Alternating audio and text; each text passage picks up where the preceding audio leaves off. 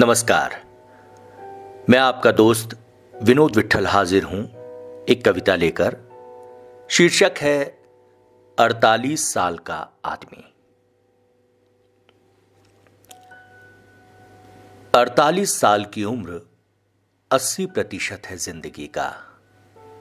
आखिर के आधे घंटे की होती है फिल्म जैसे। चांद के साथ रात के आसमान में टंक जाती है कुछ चिंताएं। गीतों की जगह याद की डायरी में दर्ज हो जाती है कुछ गोलियां।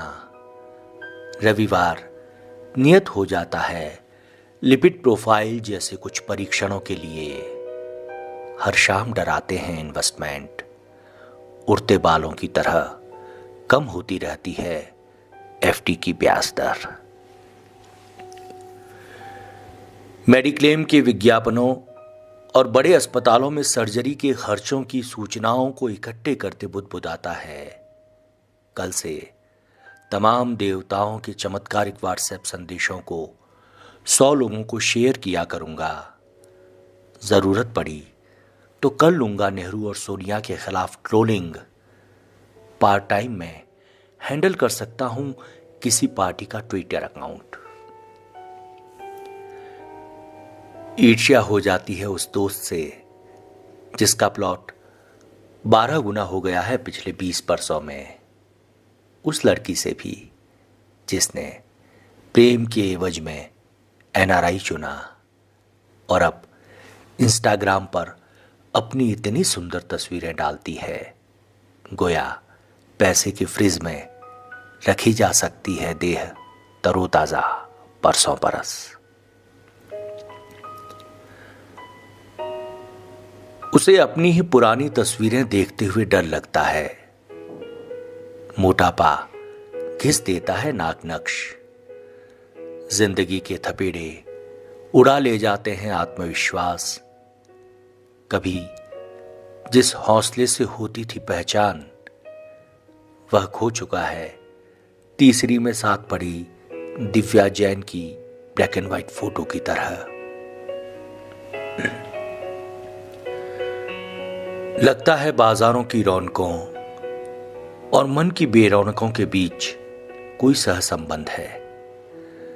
मोबाइल के ऐड में नितंबों को सहलाती एक अभिनेत्री और बोतल बंद पानी की बिक्री के लिए झूलते वक्षों को दिखाती एक पॉर्न स्टार को देखने के बाद भी अब कुछ नहीं होता। डॉक्टर इसे मधुमेह से जोड़ते हैं और कथाकार रघुनंदन त्रिवेदी की कहानियां इसे बाजार से जोड़ती है। सच तो यह है बाजार से डरने और हारने की उम्र है ये, जिसमें बेअसर है सारी दवाइयां, बाल बचाने और काले रखने के तमाम नुस्खे। घुटनों के बढ़ते दर्द और दांतों की संख्या के कम होने के बीच झंझोरता रहता है व्हाट्सएप का ज्ञान। समझना मुश्किल होता है सही और गलत को। नहीं कहा जा सकता कौन किसे बेच रहा है। इलाज करने वाले बीमार हैं या बीमार इलाज कर रहे हैं। कितनी बेवकूफी और बेध्यानी से जिए तुम। जयपुर तो अच्छी पोस्टिंग मानी जाती है। 1000 करोड़ के भुगतान में भी तुम खाली रहे। सॉरी, तुम्हारा कुछ नहीं हो सकता। सस्पेंशन में चल रहा एक इंजीनियर दोस्त कहता है। बच्चों को डांटता लेकिन खुद के मानकों को नीचे करता 48 का ये आदमी अपनी जाति को कहीं पीछे फेंक चुका है। धर्म से खुद को अलगा चुका है। अपनी नैतिकता और सच्चाई की सत्ता के भ्रम में जीता एक दयनीय, डरा हुआ और डरावना है अंकल बनकर रह गया ये आदमी।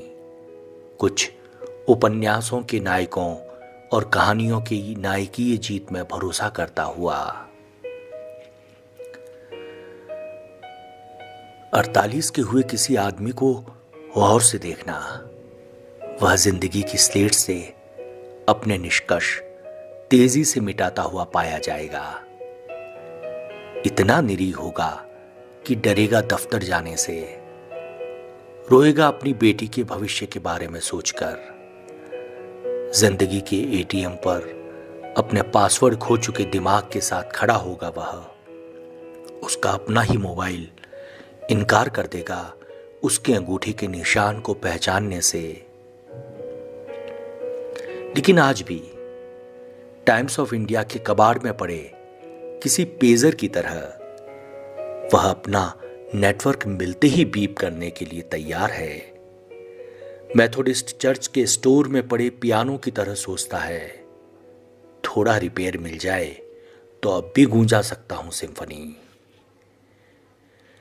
वह पूरी ताकत से कहना चाहता है, हम सबसे नई, युवा और बेहतर पीढ़ी थे।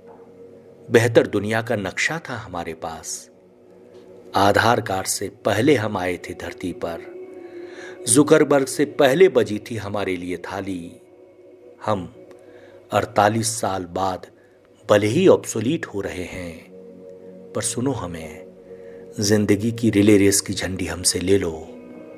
ये धरती फेसबुक का फर्जी अकाउंट नहीं है, जितनी मेरी है उससे ज्यादा तुम्हारी है। जितनी मेरी है उससे ज्यादा तुम्हारी है। 48 साल का आदमी।